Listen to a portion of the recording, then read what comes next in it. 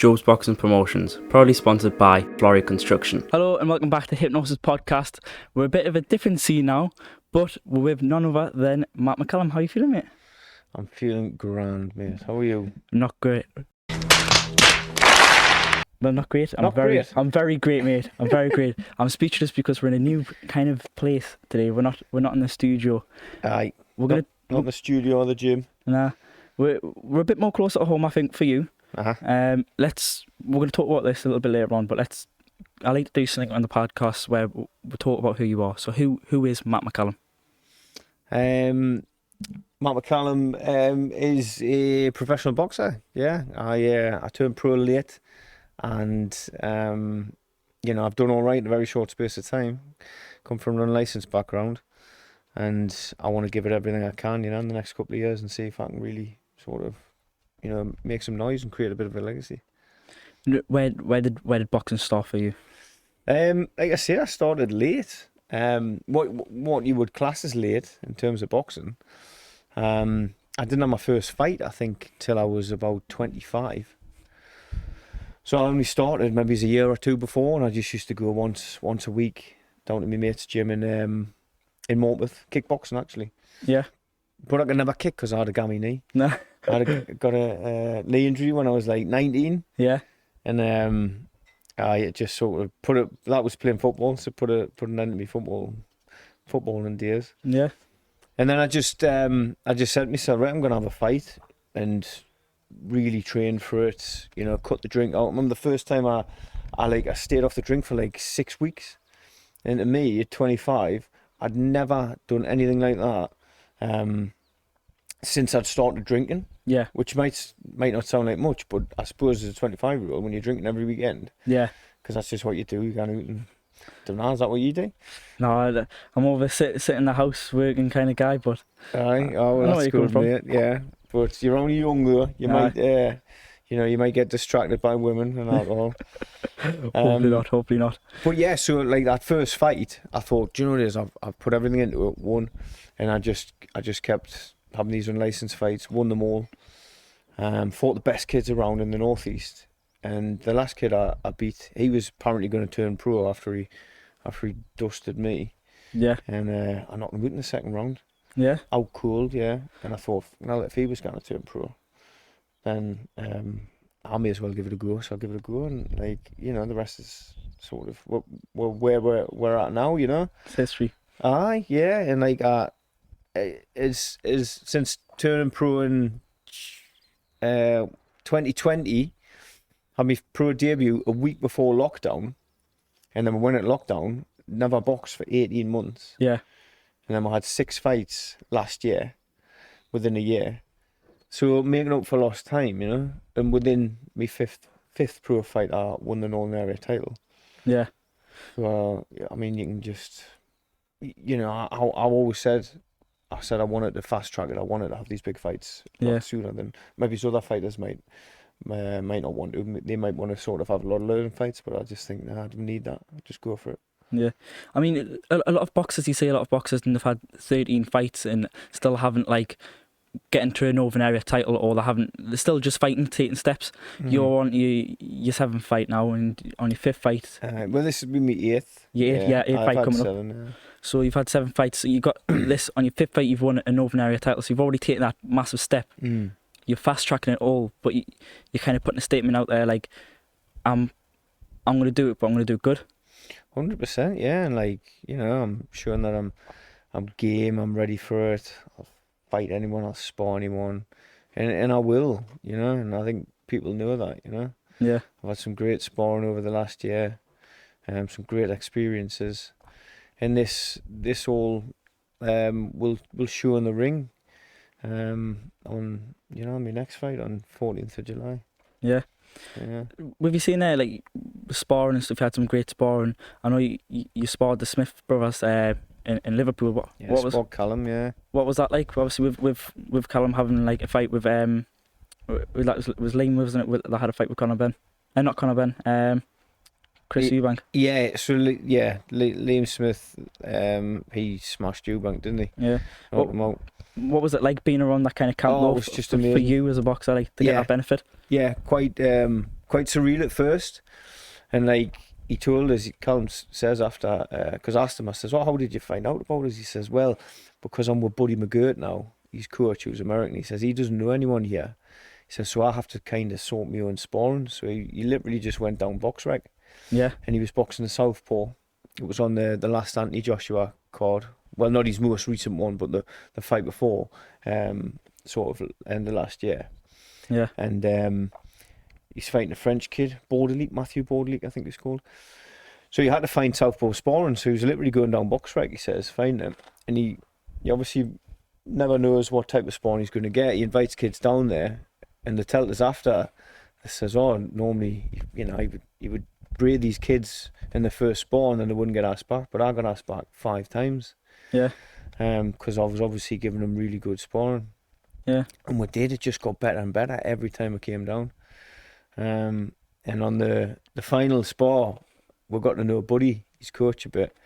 He was staying in a hotel in Liverpool. And I said to Matty, Matty, message Buddy and see if he wants to come out for some food, because we'd go down the night before and we'd go out for some. We found this amazing Turkish restaurant. It was a couple of steak restaurants at first, but then we found this Turkish restaurant in Liverpool. Elif, I think it's called. Shout out to Elif. It's honestly amazing. And so Matty texted him. I said, ask Buddy if he wants to come for some food. So he texted Buddy and he was like, "Yeah, sure, man." So I went and picked him up. And went for this nice meal, and we sat there, man, and we're listening to Buddy McGirt, who's 2-time world champion. Yeah. He's a Hall of Fame boxing coach, Hall of Fame boxer, Hall of Fame boxing coach, and he's just telling us stories about his career, about working with Mike Tyson, Don King, all these other amazing, great pros, and I'm just like, these great boxers. I was like a little kid in a sweet shop. Yeah. Yeah, it was just great, amazing experience, amazing guy to get to know, And I had to, sorry Ben, I had to ask him, like, as we finished the meal, I asked him, "Buddy, what do you think? What do you think we spawn?" He says, "Well, listen, Sonny Gans, you're only getting asked back because you're good. He goes, you give my board problems." That's what he said. Yeah. And it was great to hear that. I know, like, I believe in myself, my own ability. I know how much I put in. I know how tough I am. I know I'm getting better all the time. But it's always great to hear it from someone who's so experienced in the boxing world. Someone like him, a world champion, Hall of Fame. Just getting that second approval, isn't it? Of course, yeah. And it kind of just cements everything that all that hard work you've been putting in. Yeah. Yeah. So with this sparring, was this before your title fight, or was this after? No, this was after. This was just after. Because that sort of put us in the top 15 in Britain, winning that non-era title. Yeah. So that's how we, like I say, he just went down box rec and found us on there. I mean, I know, obviously myself was there at the night you won the Northern Area champion. I know how it went down, but for the people that weren't, how was that on your behalf? How was that for you? How did you feel? It was just phenomenal, like the whole, not just the winning in the fight, the whole experience, the build up to it, that weekend, going down on the Friday, weighing in, and then refueling, enjoying myself around the Bolton Stadium, because that's where it was, the Bolton Wanderers football ground, which is a great stadium, great hotel. And then obviously the next day, my friends and family coming down, just soaking up all the atmosphere. Callum Fennick, who's part of our stable, he had his debut a few weeks ago at the same venue, and I said to Callum, and like soak it all up. It's a brilliant venue. Yeah. I want to just soak up everything about it. You'll obviously get nervous. We all get nervous, don't we? It comes in waves, but we do this because we enjoy it. Yeah. At the end of the day, we do it because we love it. So Yeah. I feel like all those little bits, you have to really immerse yourself in the moment, So you've got you're defending your title, 14th of July in Jobs Boxing Promotions, Rainton Arena.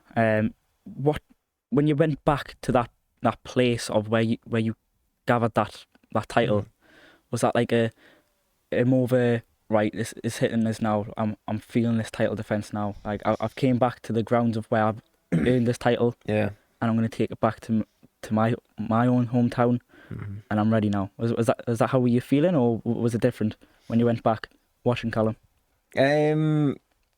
Yeah, there's definitely a little bit of that.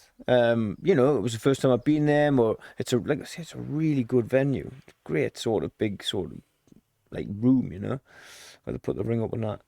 And yeah, you know, watching the lads come in, watching the first few fights, I was like, oh God, yeah. I remember when I was up there getting ready, and then we come down the stairs, and you know, you kind of relive it a bit, and then seeing him, you know, he performed so well, and then seeing how buzzing he was after, like, it was really good to see. And he was there with his family. It was his moment. Yeah, it was all about him. But yeah, in the back of my mind, I'm like, you know, it's business for me.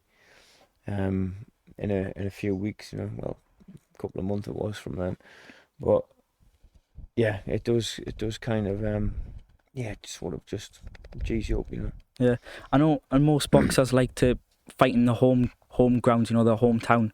What was it like for you though, being away from home? Mint, I loved it. Do you know what it is? We took 40 people down there, I think. Maybe it's a bit more with like the team and stuff. There's probably 50 were down there. It's close to.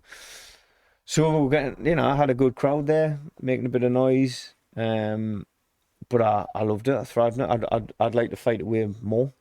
I really would. Yeah. Yeah. Coming out a few boos and that's mint. Yeah. Apparently this Heppel, he sells loads of tickets. So you know, if it's in Sunderland, he's a McCallum. So I'm guaranteeing I'm going to come out to loads of booze, might get a few rotten tomatoes, how it is, up the D on the head. Yeah. You know? I fucking love it, man. I thrive. I really do. I thrive off it. Do you not think though that Rainton Arena for Joe Sports Promotion is like a second home? Like we've had lots of events there. Like I have, yeah. Do you not some think good shows there, haven't we? Yeah. Do you not think it would just be like, obviously with you saying it's in Sunderland, it's in Adam's backyard really, isn't it, for him? But don't you think it would be like a bit more home to you as well? And don't you think it'll be 50-50? It's his home, but it's also your home. I don't know, man. Do you know, like, yeah, there's a little bit of that, but at the end of the day, it's just a venue, isn't it? I'm not even bothered. Yeah. I couldn't get my monkeys. You know, it's always nice to have your friends, your family, the crowd there. But like I say, if I came out to and not one person supporting me, like, I would still thrive. I take energy from him, you know, and like seeing the fucking fear in his eyes. Yeah. Yeah, and then when the bell goes, mate, and what I can do, that's what I take energy from. I take energy from all the hard work I've put in the months building up, the years building up to it. So yeah, we'll see. You know, I'm sure we'll have a great support there as well. Yeah. Because there's obviously all the other fighters from our gym who are fighting on it, so they'll be there showing support to all the Jobs boxers. Yeah, I mean, I want to talk about the fight, but I don't want to talk about it too much because we've got something coming for you guys soon. We're not gonna release it right just yet. Yeah. But something big coming for you guys, so do stay tuned with Joe's Box Promotions and Hypnosis Media, because I think it's going to be brilliant. It's going to make history.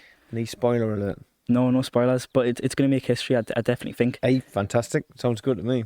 Yeah. Yeah. You told me. No, tell us after this. No, I might tell you. There's a few ideas. But we've talked about how boxers started in that title fence, but I think the question people are asking right now is, where are we? Where are we right now? Where are we right now? So we are, we're in Longframlinton, the village of Longframlinton in the heart of Northumberland, and this is Athysmoor Flying School on Athysmoor Airfield. Yeah? Yeah, it's basically, my dad created this, he built this, he's been flying microlights for, I don't know how long, to be fair. Maybe he's probably coming up 30 years. And we moved up here when I was a kid, and he bought this bit of land, and then he's expanded, and now it's like a flourishing business. Yeah. Yeah. And this is the school playing behind us, the Eurostar. This is what I've been learning on. amazing bit of kit to fly, and yeah, just a lovely setting, you know, beautiful place. I can't lie. When we had the idea of planning this myself, I thought it's Matt McCallum. He's title defence. We've got to go big or go home. And when I thought of it straight away, after me, I thought this will be good. I mean, there's a play in the background. It's never. Correct us if I'm wrong in the comments, but I don't think it's ever been done before. A podcast in front of a plane. Okay. I mean, especially with a talented boxer like yourself. Mm-hmm. Yeah, I mean, it's a great idea. It was your idea, obviously, and I thought, oh yeah, well, why not? And hey, what a day! What a perfect day for it. Sun shining. Yeah. Got the jackets off. Got nice t-shirts on. Should put my vest on, shouldn't I? We'll have to pull up a boxing ring up here sometime and have a boxing event here. Hey, you know what it is? I've thought about that. I've actually thought about that. It would be a great idea. It's obviously a massive big hangar there.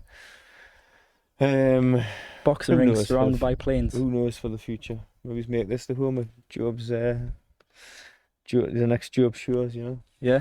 So, What obviously are you qualified pilot? Or are you still learning? I'm still learning. Yeah. It's quite a long process, you know. You've got to build up quite a few hours. You've got to have written tests, theory tests, and stuff, and you've got to get to a point where what they call solo. You literally take the plane out and fly it yourself instead of being with the instructor. Yeah. So I'm at that point. I'm solo now. But I was just explaining to someone before, in 2021, before boxing took back off, I was blasting through it. Yeah. And I got the end of 2021, I got myself solo. But then since boxing's took off, 2022, it's just been boxing. So I've struggled to juggle the two, you know, because boxing's just my life, and it's just hard to fit this in as well as everything else that's going on in my life. Yeah. Busy man. Yeah, busy, and I think that's the best way to be in life, isn't it? Just busy. Yeah. Do as much as you can. But I think with boxing, like, you've got to make the most of your youth, haven't you? Yeah, you do. Yeah. Well, I can always, thankfully, you know, pick up the flying. Yeah. But you know, the next couple of years are vital, like with boxing. I've got to ask, obviously, with you doing the flying, what's the best location you've flown to? What's the best route? Well, again, because I'm still going through my training. Like, I've never left Northumberland yet. Okay. But I mean, some amazing sites around here, you know. And when you get up to between 500 to 3,000 foot, you see the world from a completely different perspective. Yeah. Something really rare. I mean, you get a tiny glimpse of it when you take off on on your holidays, and you get to look through the little window. But before you know it, within a matter of minutes, you're at 15,000, 30,000 foot above the clouds. But with this, it's quite surreal, like, and just seeing the Earth from a completely different perspective. Yeah, is it's amazing, like. What's it like being up there? Oh, it's just amazing. Yeah, fantastic. It's something completely. I suppose I'm a bit more used to it now, but still like a bit of a kid in a sweet shop, just looking around, looking at everything, and you got to think, Jesus, no, I actually got to fly this thing. Yeah. Can't just be, looking all over. Still, I mean, we're going to stay on this topic of sort of flying. You just came back from Tenerife. Tenerife, yeah. Had to fly there. Yeah, you had to fly there. Not on this one, bit of a bigger one. But how was that, mate? I mean, social media looked fabulous. I mean, you did it with Nathan Comiskey and John Slaughter. Yeah. Running up the hill, you did biking. You says you were did go in the boxing gym over there. Well, Nathan done a half marathon. It's up the volcano, which is the peak of the volcano is 3,700 meters above sea level, which is massive. Put that into perspective. Achievio's about 800 meters.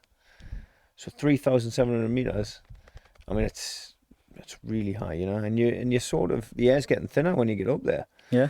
Yeah. So he done brilliant, but I've obviously with my ankle, with my injury, I've struggled with running. So I rented a bike because it's catered for cyclists as well, the island. Yeah. So I rented a bike the next day, and I done half a sportive. I done 60k on my bike up.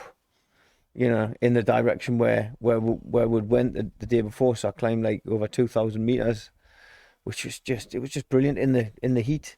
Yeah, loved it. I thrive in the heat, like. Yeah. Do you think this?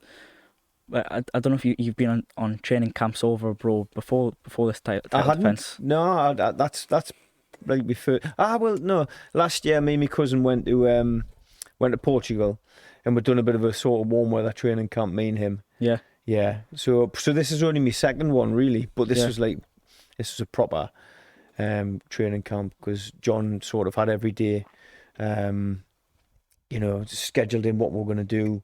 We're in the gym in the morning, either, you know, something that he'd set us up, or we're sparring, then we'd chill around the pool, or go at the beach, and then we'd be back in the gym in the evening. Yeah. Which was just brilliant. You know, and the gym there is fantastic. The coach is called Manuel, and people going from all over Europe, come from all over the world to train at his gym. Yeah. And do the same type of thing we're doing, you know. Nice warm weather training camp. Yeah. He's got pictures all over the gym with you know, top pros and stuff. He's got flags from all over the world where people have brought, you know, flags of their home nation. So I need to bring him a Northumberland flag. Yeah. Yeah. I was saying to him. So next time I go, got to get out there again this year, I think. Yeah. Yeah. You'd have to bring him a Afimoa's flag. Aye. Yeah. Yeah. I'll take my cap. Aye, he likes his cap. I'll take my mug. Sounds good. Yeah, some for the camera. Athlete's more merchandise. Yeah. So get on the website if you want to fancy a cap. There's t-shirts also. Wait, go ahead. Plug the website. What's the website, and we'll put it below. Athlete's More Flying School. .co.uk. No, .com. Yeah. .com. www.athletesmore.com. Well, we'll put it below. So if you want to go buy some merchandise and find out a bit more about what they do here at Afimoa. It is brilliant. I mean, for anyone wanting to actually get into flying or just experience it, like what we call an experience flight, a trial flight. Yeah.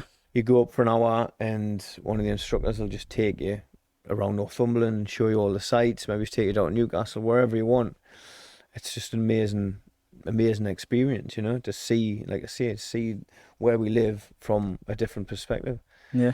But if anyone actually wants to get into flying, this is the place to come as well, you know. Yeah. That's the plane that you'll learn on there, the Eurostar. Yeah. Yeah. So anyone that was thinking about it, get in touch. So can you book like an experience flight on the website? Yeah, you book it all online. Yep, all online through the website. We're on social media as well: Facebook page, Instagram page, Athlete's More Flying School. Yeah. Well, I think you might be seeing me here sometime soon then, because I think I need a flight experience in this. Yeah, well, once I get my license, I'll take you up and I'll do a loop and that. Yeah. Barrel roll. Yeah. You're not queasy? Do you get queasy? You know, Depends. I think we'll be all right though. I'll take a bag up for you, sick bag.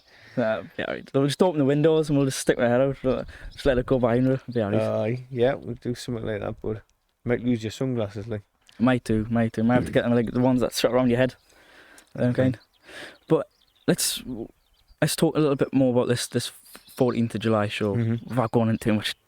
You know, what does it mean to you, this title fight? It's a world title fight for me. This, you know, every fight is like since turning pro, having those learning fights, and then since winning the area title, you know, all I've wanted to do is just push on and on and on, for more titles and more accolades, you know, and every fight to me is a world title fight. Yeah. Because you lose that next fight, then it's like, where do you go from here? And especially this one. The last kid I boxed, he was ranked just above me. He's boxing for the English title next. He's boxed Lyndon Arthur. It was a really tough fight. And I was winning that fight. But I got caught. I got sloppy, and I've learned a lot from that, you know. But this one's this next fight, it's a grudge match. It's a local derby, you know. Yeah. Which is brilliant. This is also a type of fights I want to experience. You know, I'll have his support, my support. So maybe you could see there's even more at stake. Bragging rights, you know. Do you think in 5 years or so when this is over, obviously we're a little bit out from the actual event happening, coming soon. But do you think in like 5 years or so, this will go down in history, in the local boxing history? I'm sure it could do. You know, it's going to go down in history anyway, isn't it? It's an ordinary title fight. Like I've etched my name in history by winning that non-area title. So this next one will anyway. Now, I'm sure the fight will be an absolute humdinger, as well, because we're both game, you know, tough as it comes. So it will be a fantastic fight while it lasts. Yeah. You know? I mean, like, I was watching on social media and stuff and seeing, you know, boxers have the little moments. I don't know if you want to talk about it, but I saw there's a little bit of thing going on with you and Adam. Oh yeah, he was getting dead upset when he's a big baby, isn't he? I've got a good nickname for him, Big Baby Huckle. Big Baby Huckle. Big Baby Huckle, bit like, you know, Jared Miller. He's Big Baby Miller, wasn't he? Big Baby Huckle. I think we can make that stick, like. Yeah. Yeah. Do you think this online, like, kind of controversy? Do you think, I don't even know how to say that word, but this whole thing, do you not think this makes the fight a bit more exciting and a bit more of a entertaining? Like, as a boxing fan myself, watching it, and I'm like, this is fueling, this is making us excited. Like, this whole kind of build up of it. Yeah, definitely. I should thank him really, because the amount of people have got in touch with me saying, "Oh mate, this is getting a bit heated. This is great, isn't it?" I'm like, great. It sells more tickets. That's what it's all about. Selling tickets, you know. So yeah, I mean, it's helped. He's obviously got himself all upset and stressed about it, Big Baby. I couldn't give a monkeys, man. All I focus on is myself. There's no pressure on me whatsoever. I had a bad injury, and unfortunately I couldn't do anything about that. Rang him up like a man to tell him, because I feel like I owed that, you know, because I would want that. If it was the opposite way around, I want my opponent to tell me. But then I've got that off my chest. I've told him, being honest, and then I'm like, right, I'll focus on myself. Right, take as long as I need to recover this, the best way possible, and focus on the rescheduled date, which is in the summer, 14th of July. Yeah, so it's all about me. Simple as that. As a boxer, it has to be all about you. You got to surround yourself with the best team, the best people, which I do, without a doubt. I know I'm with the best team. I've been to a few other gyms and experienced other coaches, and they've all been brilliant. But I know now I'm with Matty Jobs. I'm with Jobs. You know, the Jobs team. We've got a great stable, and I've got John Slaughter as well. John's absolutely fantastic. He's I've came on leaps and bounds with him. Really have. Got some really good friends in the boxing, in the stable. Nathan's becoming a really good mate. All of you guys, you're all good lads, and it all helps. It all helps all round, Yeah, but I'm going to stop you there because we're going to have a little bit of an advert. Take a look at this. Are you a business that's looking to advertise your product or service digitally? Look no further. Hypnosis Media is a day-by-day growing platform with regular content such as interviews, boxing action, and our all-new Hypnosis podcast. A great way to show the world your product or service. If you are interested, DM us on Instagram or email us directly with the following email. Welcome back to the second part of the podcast. If you did find that useful, please do get in contact. It'll help us massively, as well as all the boxers that we have on the podcast and guests. But let's get back to it. We've got the next part. I'm looking forward to this one because it's a bit of. I'm quite interested in this. I really am. So you were part of the Army Reserves. Yes, 5 Fusiliers, 5th Battalion. Let's talk about that, Mick. I've always, if it wasn't this kind of like the podcast and stuff like that and the videography, that I think that's where I would be. Mm-hmm. Doing Army. I just think it's very interesting, but you could still do the reserves. Yeah, of course you could. Yeah, the beauty with the reserve army is you sort of factor it in around your civilian career, whatever that may be. And you go away on weekends, you go to your drill night on a Tuesday, and there's all sorts of things pop up, from going on range weekends to literally helping out at the unit for maybe it's a private function or something, Yeah, I mean, Matt McCallum, many man of talents. You got your pilot, you got your boxing, you got your army. Mm-hmm. Do you think the army helps the boxing? Do you think that discipline and that you learn and that training you go through, do you think that's a crucial part of the boxing? It's definitely a crucial part of boxing, without a doubt. It's to me, it's discipline it's a big part of my life. It really is. Whether that's looking in the fridge and seeing there's some chocolate and looking at it and going, nah, can't have that, or whether that's making sure I get out and do my 50k cycle rides, or make sure I'm in the gym every single day, twice a day with my coaches and doing, whatever, sticking them on nutrition. Yeah. Making sure I'm going to hot yoga on a Friday night instead of going to the pub. Yeah. Yeah. Because this is the way I live my life now. But I love it. I wouldn't do it if I didn't enjoy it. Yeah. I love it, but it's all discipline. Yeah. Where do you, well, with you doing the army reserves for the Fusiliers, where do you want to take that? Is that just a thing that you want to just pursue to just help with that discipline and that boxing, or? Yeah, and it's really enjoyable. I've met a really good bunch of lads there, and you're always meeting new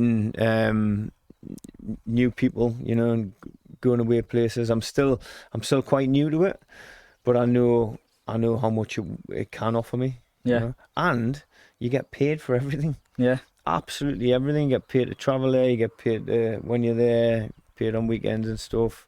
I get paid to log my fitness sessions, which I do anyway. Yeah. So that's a great incentive to someone. To me, I'm not doing it for that reason at all. I'm doing it for the experience and enjoyment. Yeah. But it's a great incentive to anyone, isn't it? Yeah. When you can actually get paid for doing something you enjoy. Yeah. Even better. Bit of a bonus, isn't it? It's a bit of... Of course it is, yeah. Yeah. I'm going in tonight, because me captain, he's asked people to help out. He's putting on a bit of a private function. And I'll be there for 5 hours just working the bar, because I'm not doing it out. Yeah. And I'll get paid for that. I'm doing it just because, why not? Brownie points with me captain. Yeah. My commanding officer, and he's going to come to me fight as well, and he's going to bring some other officers. So yeah, it's all good.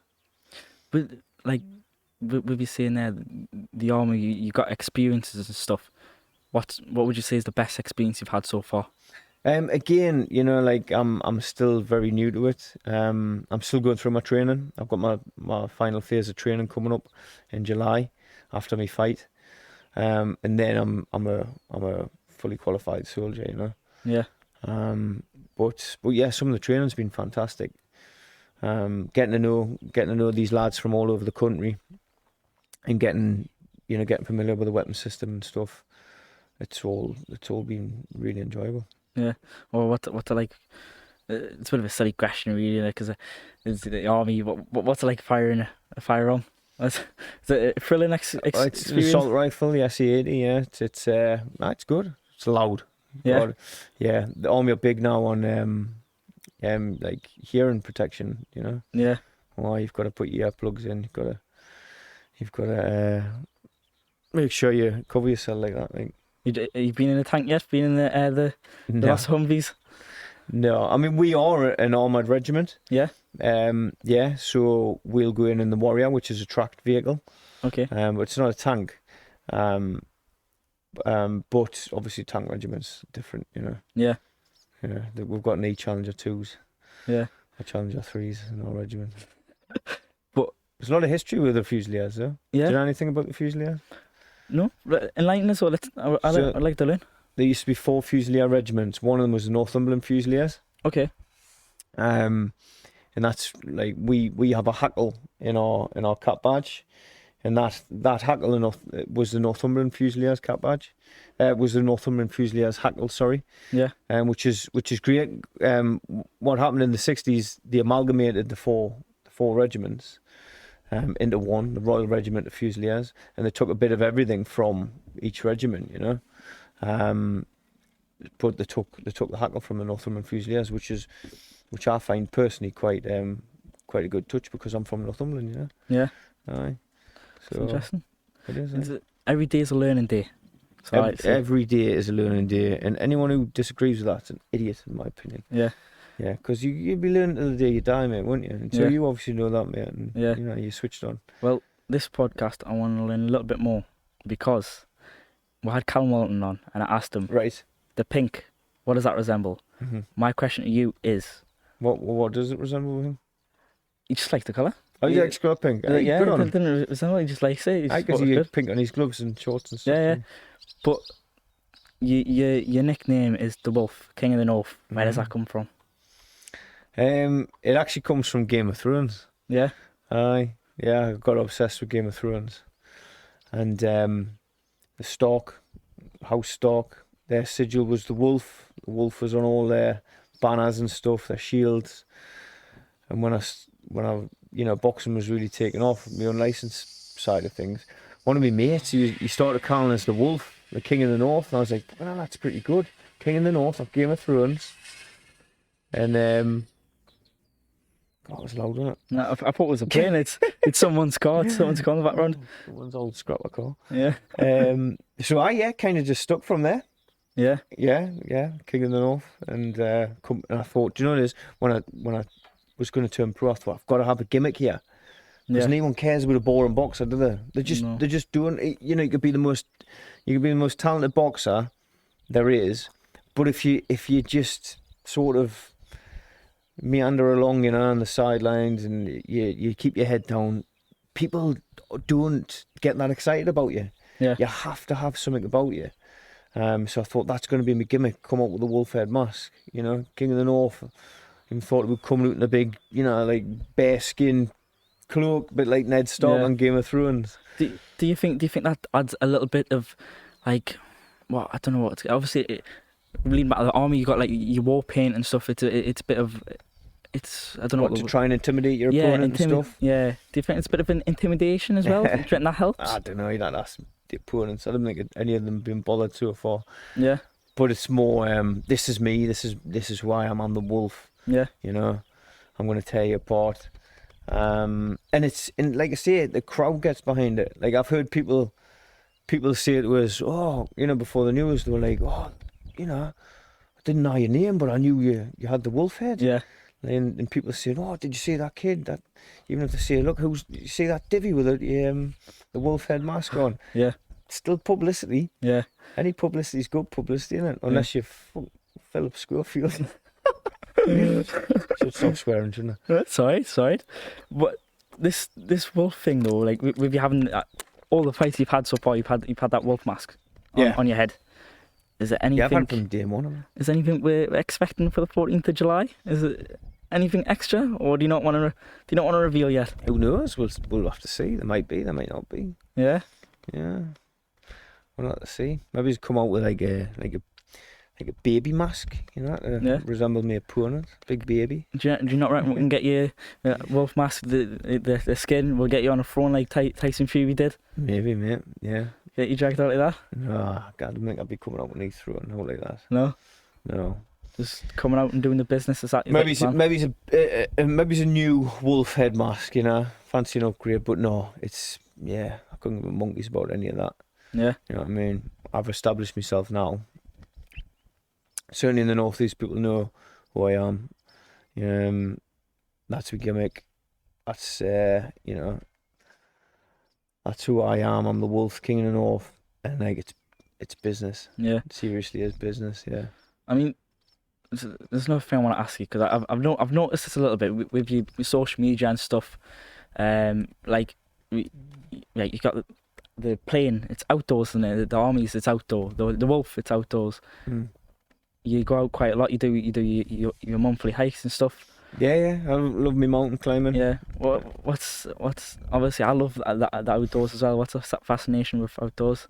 Oh, I mean, it's where do you start? It's, you know, I feel alive in the boxing ring when I'm scrambling up the side of a mountain, you know, at points clinging on, you know, like for your life, that makes me feel alive. It really does. Yeah. Yeah. And then you get to the top and you get to see this amazing view. You get to look back at what you've achieved, you know, what you've just climbed up. And you burnt loads of calories. I'm obsessed with burning calories. Yeah.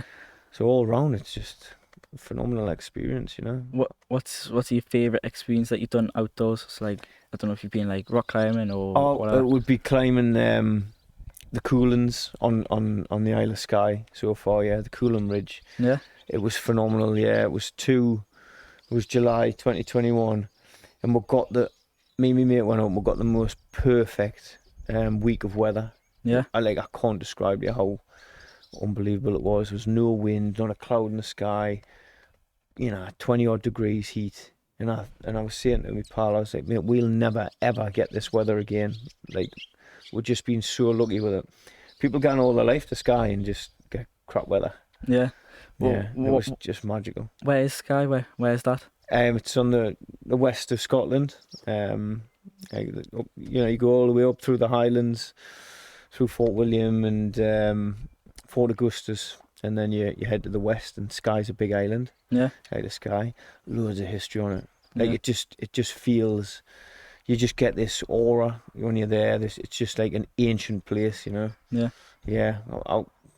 You know, I'm sure it's been inhabited by people for thousands and thousands of years. Yeah. You know, there's old stone circles and stuff on it and all that. But the claims on it are amazing. Do you have a bucket list for these kind of like things? What's like the question I'm trying to ask you is like, where's one place you would love to travel to and experience, or go on a hike to, or do an outdoor activity? Himalayas. I want to do one of the big peaks. Yeah. Yeah. That's inside the UK, isn't it? Or no, that's Nepal. That's where the highest mountains are in the world. Okay. Yeah. You want to? We've got Everest there. Yeah. You know, K2, and yeah, like at some point, without a doubt, I wanna do one of them. Yeah. Yeah. Have you ever done Everest? Or no. No. Is that on the list? Is that? Well, I mean, first of all, you need about 100 grand. Yeah. Yeah, because that's honestly that's what they charge, you know. Do you have to pay to do Everest? Yeah. It's, you know, it's a very lucrative business, like. Yeah. But I think Everest, from the research I've done, it's just there's too many people doing it. You've got just trails of people going up there, you know, massive traffic jams of people. Yeah. Ant Middleton, I don't know if you've read his book.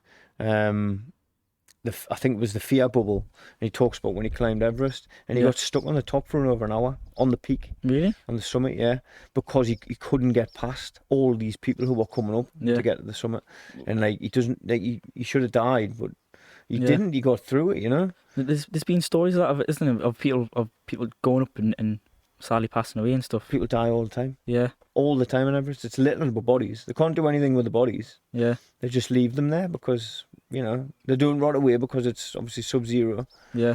All year round. And some of them are used as markers. Like, there might be someone, I can't remember the names, but there's someone it's either a green or orange jacket, and that's known as like the green woman or man. Yeah. And like they'll know that that's at a certain point on the mountain. Yeah. Yeah. It's crazy when you come to think of it, isn't it? Like the lengths people go to, like the matter of death. Yeah, to get a thrill. Yeah, to get a bit of a thrill to see the natural beauty of the world. Do you know the way I look at it though, right? There's so many people who just, you know, in my opinion, they just sort of live a life which is just so unfulfilling. Yeah.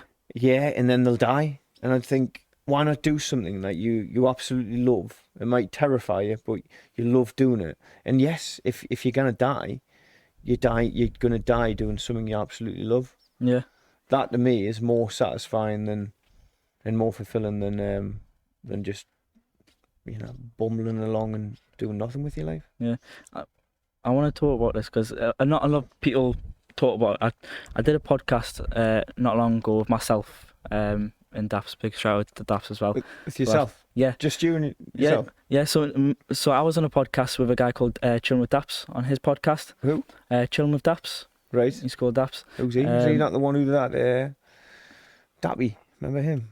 Out of I know what you mean. I can't think of the band. I can't think of them either. They weren't that good, were they? Yeah. No. It's he also has a podcast as well. It's called Chilling with Daps. Right. Is he like a local kid? Yeah. Newcastle. And He's stuff? doing really well. Right. Okay. Just like kind of like artists and stuff and thing. Yeah. But I was on and we were talking about like the whole death experience, and we'll come on this earth for purpose, and some people don't, like you said there, some people don't fulfill it. That people don't want to talk about it normally, but death, are you scared? Are you like trying to just get as much stuff in before that time comes? What's your thoughts on leaving the earth? Yeah, literally cram as much in as possible, because you know I could take that plane up and the wing could snap off. It's very unlikely, but it could happen, couldn't it? Yeah. Anything could happen. I could walk out on the road, man, and get run over. Yeah. Tomorrow. So, you know, yeah, I just feel like every single day, live every day. Not as though it's your last. I think that's a bit stupid saying. Yeah. But I just think appreciate every day and just put everything into it. You know. Yeah. Yeah. One thing that's really helped me is like obviously boxing, and through boxing, I don't really drink now, and go out and stuff, you know, and like that to me, think how much of your life you spend hungover if you drink, you know, which most people do. That's the normal thing to do. What I'm doing is that's not the normal thing. Yeah, you know, I'll happily go out and have when my mates are on the drink, and I'll sit there and have a couple of Coke Zeros with them, and a lot of them are like, "How do you do it?" Yeah, I'm like, I find it easy now.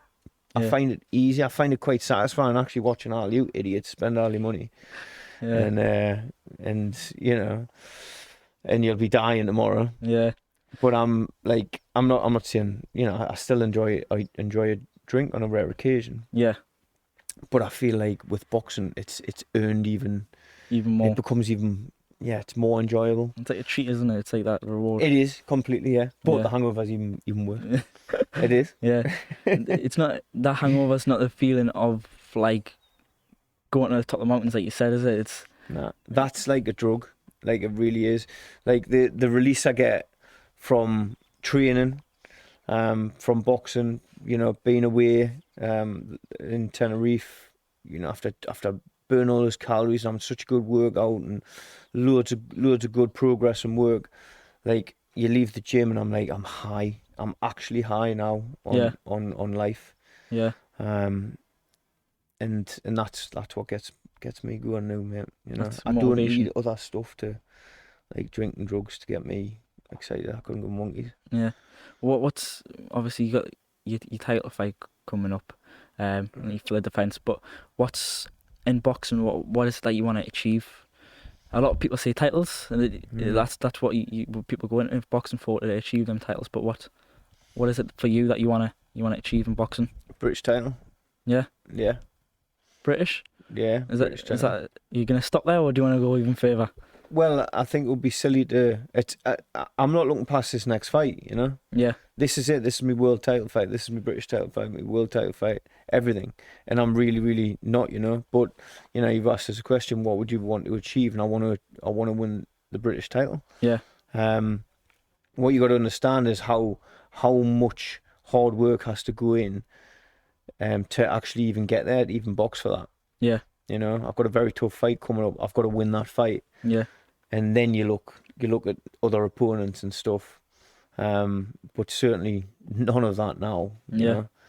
But that is the goal, you know. I could be very, very happy. I could be happy now if I didn't box again and I won the Northern Area title from starting me boxing, unlicensed boxing at 25 years old, turning pro at 29. You know, it's not bad, is it? Yeah. I mean, like this, like the British title, it's a like a big achievement, and so's world titles, but so's this Northern Area title. But when if that day comes, and when that day comes, when you achieve that British title, is that going to be, okay, I've came into boxing with nothing, and I've left with something, and is that the point of realisation where you go at yourself, I've made it now in the boxing world? Completely, yeah, to be British champion. I mean, it's just when you actually understand boxing, you realise how much like unbelievable talent there is in the United Kingdom. How many top level boxers there are. Yeah. To get to the top, you know, and be the best in Britain is just, to me, it's like, yeah, it's got to be like, it's like one of the most, the best things to achieve. I haven't got my words out there. Yeah. Do you know what I mean? I couldn't think of the word, but yeah, just phenomenal, like phenomenal. I asked Aaron Pete this on one of the other episodes. Like, who his inspiration was. His was Tyson Fury. Right. What's like, you obviously your boxing mentality and stuff like that, but who would you say is the inspiration? Who helps, someone you look up to? Who isn't a boxer, or who is a boxer? Or It could be a boxer, it could be anyone. a lot of people I look up to, you know. A lot of good friends, family, my dad, you know. In terms of boxing, I've got, you know, some favourite boxers. Fury's a great one because of what he came back from. Yeah. Yeah, and to lose all those belts, you know, to lose his mind, a balloon, and, you know, he got so fat, didn't he? And he wanted to die, and then to come back and win the world title like he did. Yeah. And there was 3 unbelievable fights with Deontay Wilder. Yeah. He has got to go down as one of the greatest, if not, you could maybe, you know, once his career's over, Yeah. you know, maybe say he's up there with the true greatest boxers of all time, you know. He says he's going to retire. Like, me personally, I don't think he will. No.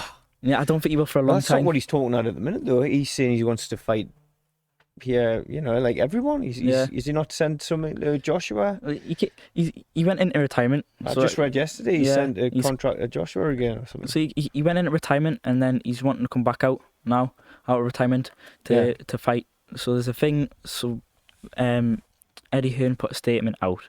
I'll put the tweet below. So he does talk a load of shite, though, doesn't he? Just to wind people up. Who, Tyson? Fury, yeah, and I think that's part of him. The best one for me, I've got to admit, this I'm smiling now because it's making us laughing in my head. The one where he was calling Usyk a little rabbit. He was standing at the edge of the ring going, "You little rabbit, I'm going to chin you, you're a little rabbit." And it's just, I don't know, it was exciting, it was thrilling to watch. But I'm looking forward to that fight. If that does go off. About him, his mind is bulletproof. Yeah. Yeah, and Conor McGregor said that years ago, didn't he? He was like, my mind is bulletproof. And like, these are things that I remember and try and implement in my life, you know? Like, because you have to be so mentally resilient to do what we're doing. Because it's hard, you know? It's really hard. Everything about it's hard. Well, I love it. But like, when you're working on a specific amount of calories and you're training twice a day at your absolute maximum, but you're trying to stay in a calorie deficit, and it gets draining, you know. You just want to refuel, and you just want, the next day you might want to have a lie in and have a day off, but you can't do it. Yeah. Like, we've talked about a lot, but we've got to mention this because this is what supports you and stuff like that. We had an advert earlier, I suppose, but let's talk about sponsors. What, have you got any sponsors at the minute? I do, yeah. Apex Male Grooming. My friend, does the best fade in the north of England, I think. Like, skin fade, yeah. So, hit him up if you want a belt, a haircut. And Box Body, which is a sort of boxing equipment company. Find them online. Skyline Loft Conversions, they're probably my main sponsor. Yeah. Athlete's Flying School as well, yeah. I don't have loads of sponsors. You know, they're fairly decent sponsors though. of course, really good. But I've had some very kind donations from people I know as well, you know, and they prefer to stay anonymous. Yeah. But they know who they are, and like, you know, I wouldn't be able to do this without them, you know, and without their generosity. Yeah. Yeah. So for all those people who've helped us and who will continue to help us, you know, all me coaches, friends, family, you know, I love you all the people who buy tickets. You know, I need those people to keep buying tickets. Yeah. And you know, I want to put on these good nights, you know, these big nights, very exciting fights. These are what I want to be in. You know, it's the entertainment business at the end of the day, isn't it? Yeah. You know, going back to me wolf head mask, it is the entertainment business. Yeah. People want to see stuff like that. They remember stuff like that. Yeah. And then obviously remember fights, you know, big fights. That last fight I had was brilliant, wasn't it? Yeah. We're coming up to, unfortunately, the end of the podcast here. But before we leave, before we stop, where can people find you? If people aren't following you already, where can people find you on social medias? Yeah, Matt Storm McCallum on Facebook and Instagram. And that's it. I don't need TikTok or shit like that. Yeah, you're not going to try and do some TikTok dances? No? Not maybe in a few months after the title defence? No chance. No?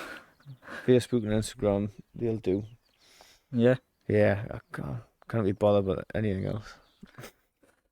Well, mate, it's been an absolutely wonderful chat. Yeah, no, really appreciate it, TJ, and I wish you all the best with this, because I think it's a really good. Thank you very much. It's a really good thing that you're sort of doing, you know. Yeah, and I mean, what better place to have it after my flying school as well. Yeah, thank you very much for coming up, and you know, again, it was your idea, so. It wasn't my idea; it was the team's idea. The team's idea.